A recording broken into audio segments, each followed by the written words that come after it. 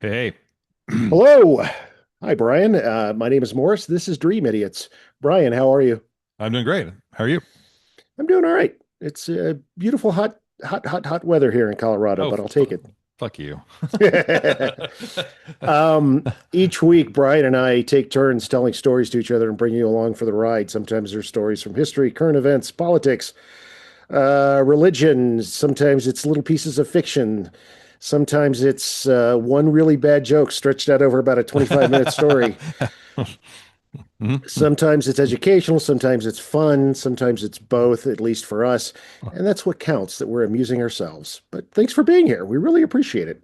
Absolutely. Yeah, as always, check out dreamidiots.com. You can see we are rapidly approaching 200 episodes. And then with the compilations and the various little greatest hits things we've done, we're at like 215, 218 now. So Woo! there's like 1,000 hours, 500, I don't know, it's hundreds of hours of stuff of the two of us yammering at each other. And we appreciate you tagging along. So please, on whichever platform you're on, Spotify, Apple Podcasts, please like, share, subscribe. We have weirdly our biggest audience now is on YouTube. So if you enjoy watching Talking Heads, you can go on there as well. Shoot us a story idea, curse word idea. Just say, hey, any of that's good. And then again, the whole back catalog is at dreamidiots.com. And you can drop us a line at dreamidiots.podcast at gmail.com as well. And that's it. Cool, cool. And do we have any other announcements besides that, Brian? No other announcements. We are trying to be committed to doing nothing but new episodes through the end of the year. So far, so good. So we're going to try to stick to that because our audience has been growing and we want that to continue. So that's the goal. So All again, right. share, subscribe, grab your spouse's phone and subscribe for them as well, whether they like it or not. Well, Brian, I believe it's your week to tell a story. I hope it is because I ain't got shit on this side of the Oh, oh microphone. no. So, Yep. uh-oh, whoops. Well, fuck. No. Yes, You got I'm a up. story for us this week? I do. I had forgotten I had this story in the reaches of my email and came across it a few days ago. Oh, makes sense to tell this story because the events of this story happened on this very date. It Ooh. is the anniversary on the night of Sunday, August 11th, Mm-hmm. way back in distant memory in the year 2024. Yeah, okay. Okay. All right. Um, on Green Lake in central Wisconsin. Mm-hmm. It's a pitch black night. Uh, Green Lake sits about 100 miles northwest of Milwaukee. Green Lake is famous for two things: its pristine summer tranquility and its sheer, unforgiving depth.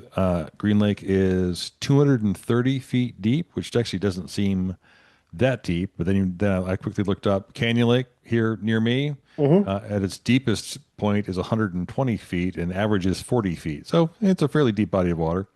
It's the deepest inland body of water in all of Wisconsin.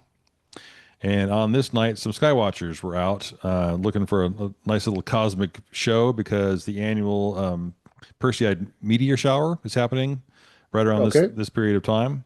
Which is Uh, very cool. Very yeah, cool.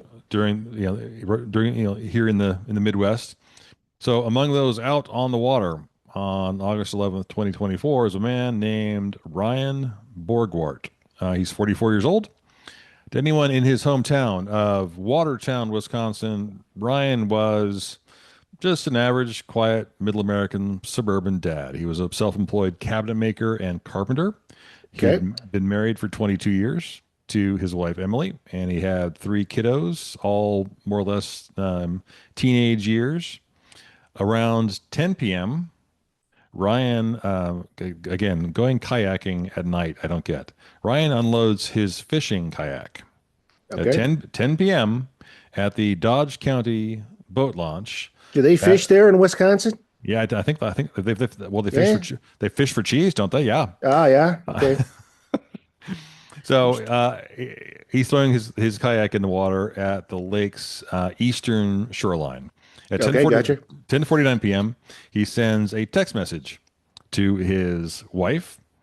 He told her he was sitting in the quiet darkness watching the northern lights cast pink ribbons across the sky. He wrote, quote, "I love you. Good night." Emily texted back, "Love you too. Be safe." 6 a.m. the next morning rolls around, August 12th. Ryan's truck is not in the driveway. Emily reports him missing. Within 2 hours, the Green Lake County Sheriff's Office, under the command of Sheriff Mark Podall and Chief Deputy Matthew Vandekoke, launched What's a with the names in the spot in this story? Wisconsin, launched a search and rescue operation for Ryan. So deputies go out to the boat launch and they immediately find Ryan's Dodge Ram truck sitting there with a boat trailer attached, but no boat on the trailer. Okay. Out on the water, precisely in the area where the lake reaches its deepest depth, the deepest basin. It goes down to 220 feet. Searchers spot an overturned kayak. Floating Uh-oh. nearby the kayak is a life jacket. Drifting inside, drifting nearby is a floating tackle box. In the tackle box is Ryan's wallet, his driver's license, house keys, and for some reason his vehicle registration. Okay, whatever. So to any law enforcement, any investigator sees this and goes, "Well, this is pretty straightforward. Kind of an open and shut case. Late night fisherman capsizes in, I mean, Wisconsin countryside at midnight has to be the darkest. Yeah. It's just pitch fucking black. So they assume that he capsized. He struggled in very, very cold water, even in August. Sure. Loses his life vest, gets weighed down. Water goes into his waders or his, who knows what Hmm. happens, right? But he takes on water and he goes down. When someone that's what they're assuming. When someone drowns in a body of water as deep and thermal stratified as Green Lake, recovery isn't really a matter of hours or even days. It's a grueling, weeks long ordeal. The Green Lake Sheriff's Office Could brings you identify thermal stratify? Does that mean that like it gets colder and colder and colder, and it gets colder, it gets darker. sure, okay, Yeah. gotcha. Yeah. Sweet, sweet darkness. Right, Gotcha. right, right. So the sheriff's office brings in a whole bunch of specialty units and private entities or organizations to help with the search. Most notably, a organization, a nonprofit called Bruce's Legacy.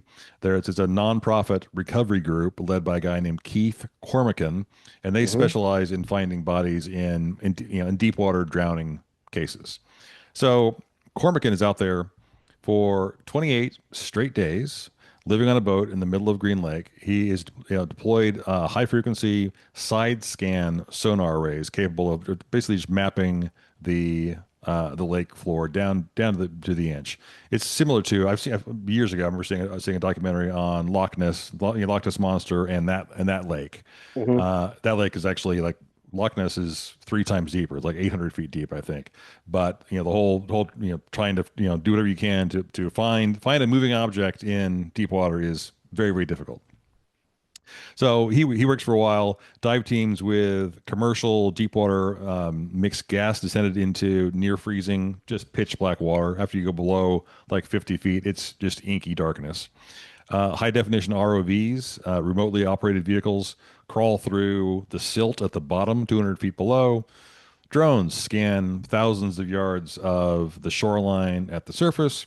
Cadaver dogs come out on a pontoon boat to just sniff around and see if they can find anything. Day after day, week after week, nothing comes up. The total cost to local taxpayers, volunteer teams, and donors starts to climb, goes up over $40,000 in just a matter of 3 or 4 weeks. Yet, just despite scanning millions of square feet with sonar that could detect a floating shoe or Hmm. something the size of your fist or a fishing rod, investigators turn up. Nothing. No clothing, no body, no part of a body, no nothing, no hat even.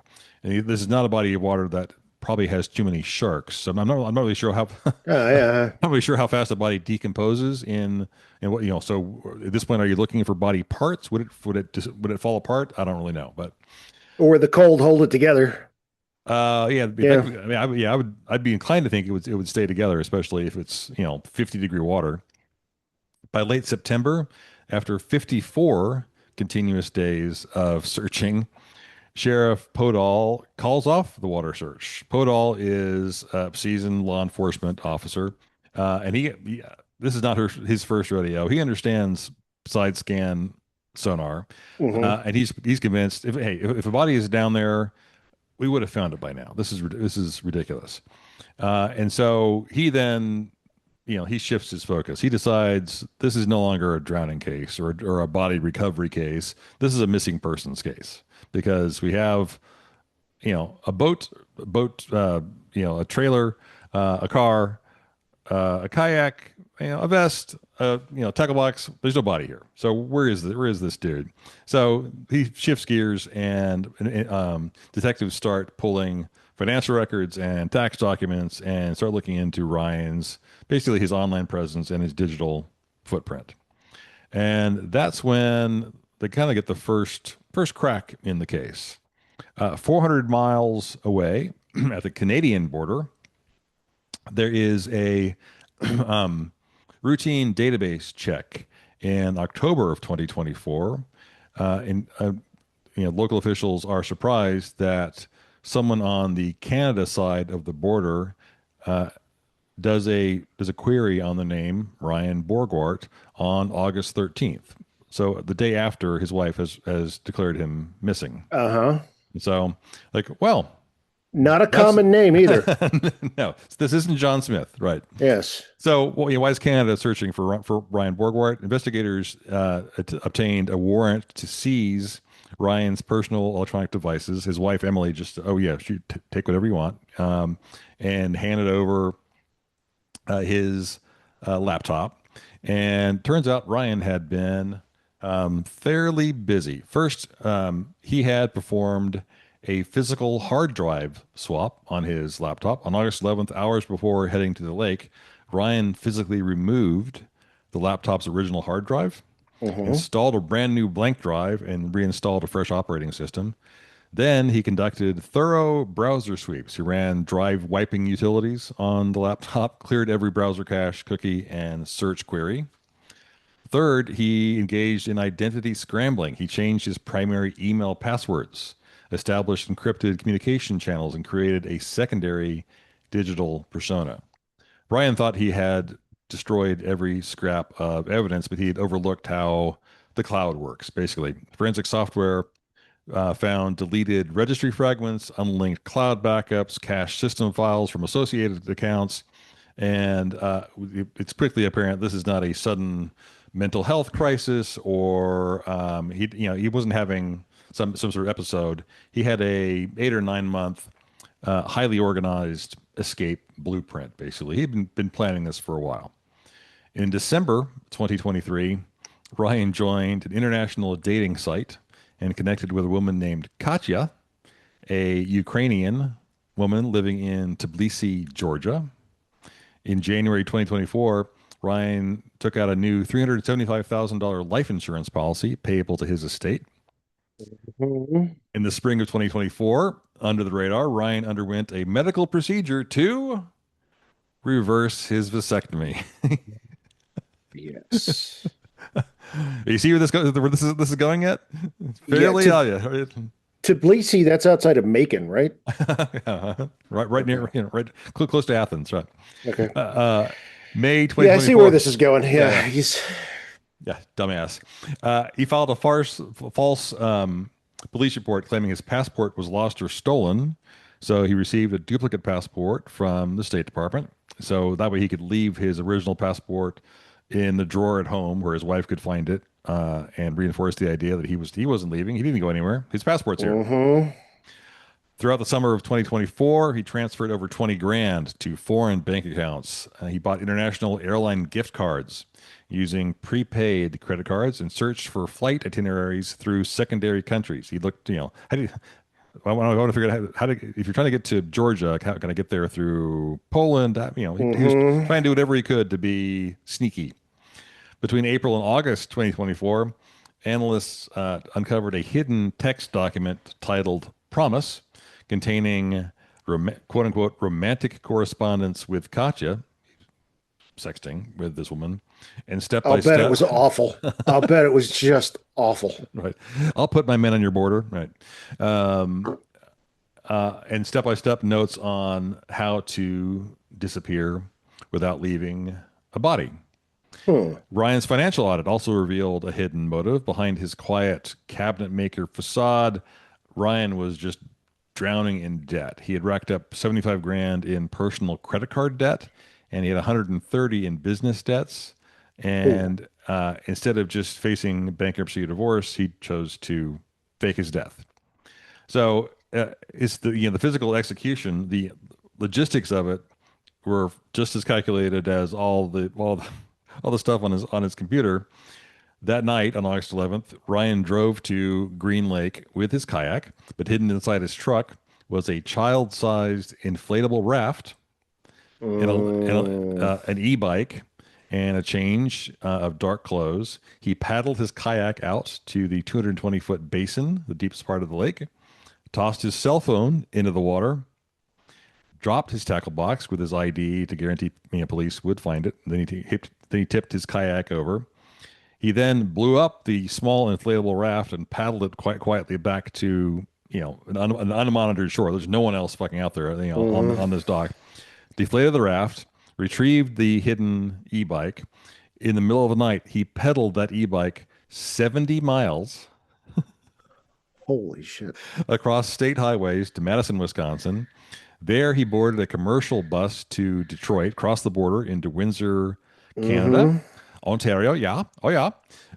Caught a domestic bus to Toronto's Pearson International Airport and then boarded a flight to Paris before connecting on another flight that took him all the way to Tbilisi, Georgia. On November 8th, 2024, Sheriff Podol held a press conference that made headlines everywhere. With a grave face, Podol announced to the media, quote, Ryan Borgwart is not at the bottom of Green Lake. He is alive, well, and somewhere in Eastern Europe, unquote. Sheriff Podol turned directly to the news cameras and delivered an iconic plea, quote, Ryan, if you're watching this, I urge you to contact us or your family. We know you are alive. It's, it's, ti- it's time to clean up the mess you made. Podol added a sharp message regarding Bryan's assumption that police would give up after a short period of time. Quote, he didn't expect us to search for more than 2 weeks. He picked the wrong sheriff and the wrong department, unquote. So, how did detectives track him down? They used used digital contacts recovered from that wiped hard drive, and Green Lake detectives initiated what's called a digital blitz. Basically, they fired off emails and text messages to just the same message to everyone, any contact they could find on that drive, and just said, "Hey, this is the sheriff. Where the hell's Ryan?" Basically, like, do you know anything? And so they contacted every email address, every WhatsApp contact, every anything that was in there that had a handle. They were just they carpet bombed everybody. They eventually got through to a Russian-speaking woman in Georgia, and detectives convinced her that Ryan is not this tragic widower. He was telling people that his wife had died and he was starting fresh, and convinced her that he was a fugitive, wanted for orchestrating this huge, ridiculous hoax. And he was consuming vast amounts of law enforcement resources. And so she relented and she put Ryan directly in contact with Chief Deputy Vandekoke. So on November 11th, 2024, Ryan sent a video message back to the sheriff's office, and Podol then played the video for reporters. In the footage, Ryan is wearing a plain orange t-shirt, standing in a dimly lit, bare-walled apartment somewhere in Tbilisi, and he's just staring unblinkingly at his phone. Ryan says, "I'm in my apartment. I'm safe. I'm secure. No problem." Like what's the problem? Detectives asked him, during the encrypted calls why he did it, and Ryan confessed he just felt like he was a failure, admitted about the debt, the failing marriage, and he called the whole thing just this crazy emotional dream. He was living in Georgia on $5,500 in remaining cash because the cost of living there was so incredibly cheap. It actually, would go longer than you would thought. But U.S. authorities made it incredibly clear. Georgia doesn't have any sort of extradition warrant for, especially for a misdemeanor charge, misdemeanor obstruction charge. But nevertheless, Ryan's passport was revoked. His finances were frozen, what little they were, and he couldn't hide forever. So December 2024, Ryan hops on a plane back to the U.S. and surrenders at Chicago's O'Hare Airport. When he gets back to the States, his life basically completes, just falls apart. So Emily files for divorce, of course. Good for her. And he is charged with only a misdemeanor charge, misdemeanor obstruction of an officer, which I'm just blown away. That's after all that, it's such a comparatively minor charge. August of last year, 2025, Borgwart stood in a packed Green Lake County courtroom for sentencing under a negotiated plea deal. Ryan pleaded no contest. Prosecutors recommended a 45-day jail sentence and a $30,000 fine for restitution.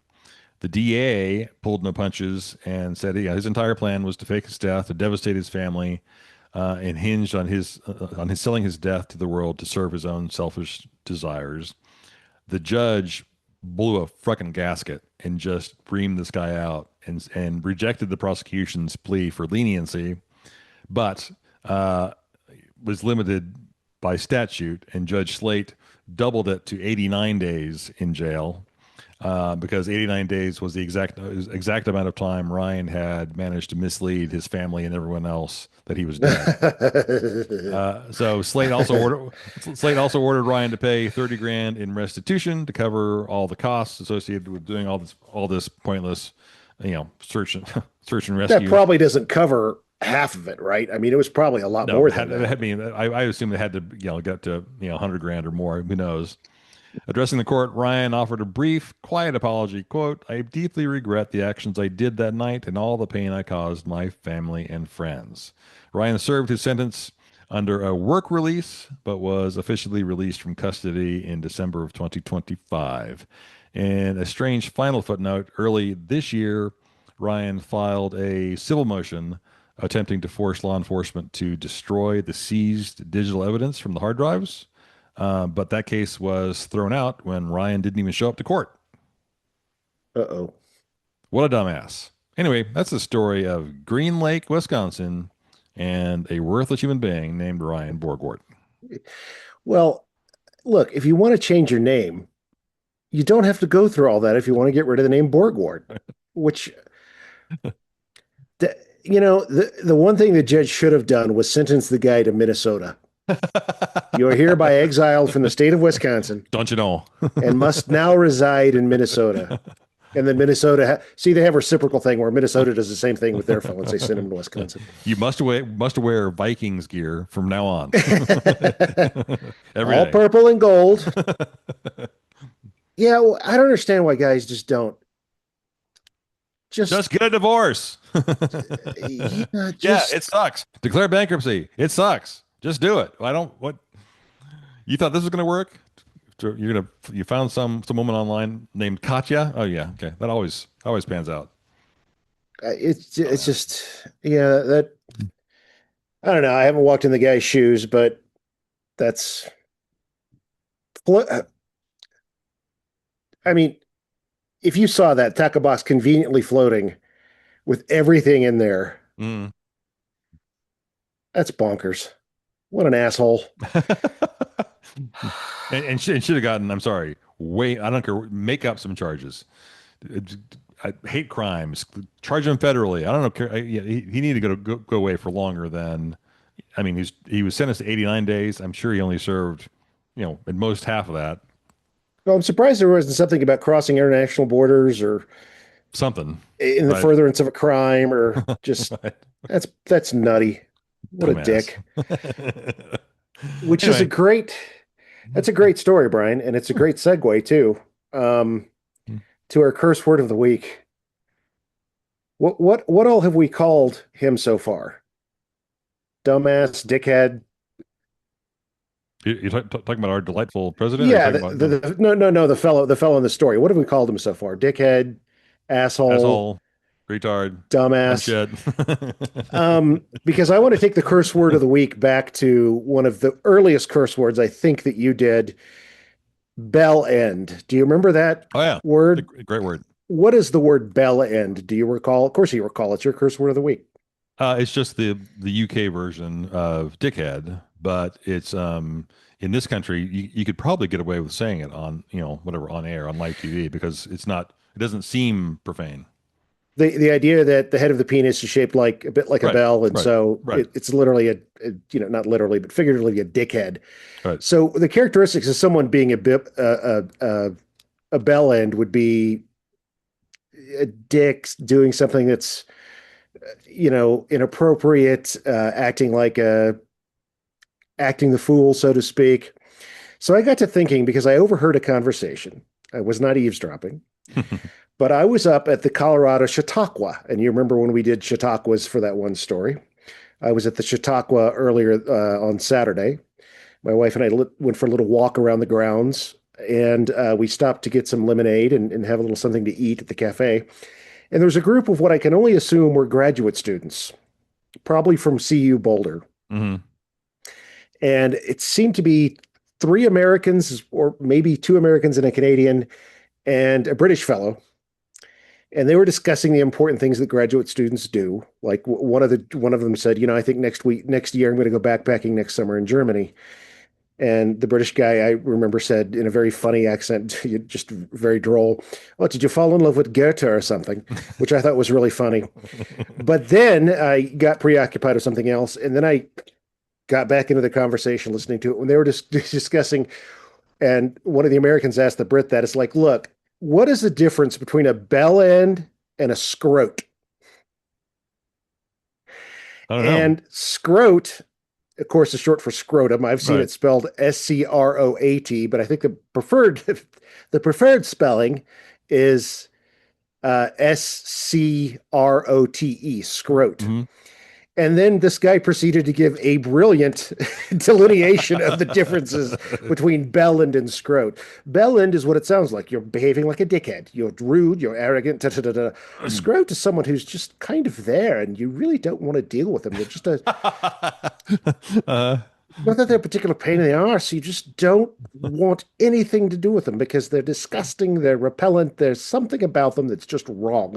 And I was trying not to laugh out loud. I mean, it was just very funny. I was like, mhm. "Yeah, we should have him on the show because that was a wonderful delineation between two things that I, for years, thought were interchangeable: bell end and And scrote. scrote.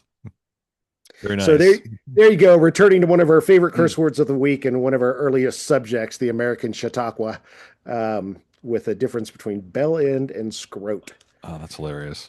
Yeah, yeah, and it Yeah. was it's like the conversations that I had as a grad student were no doubt probably just as ridiculous, but this was very he was putting it in a very smart way. It was very, very funny. Uh-huh. Yeah, so Very good. Yeah. So, yep. Borgwart, a bell end and a scrote probably, but And I gotta say, this has had the biggest names of a story inside the US that has just Podol, Van Vandekoke, Benedict. Vandekock, Vandekoke.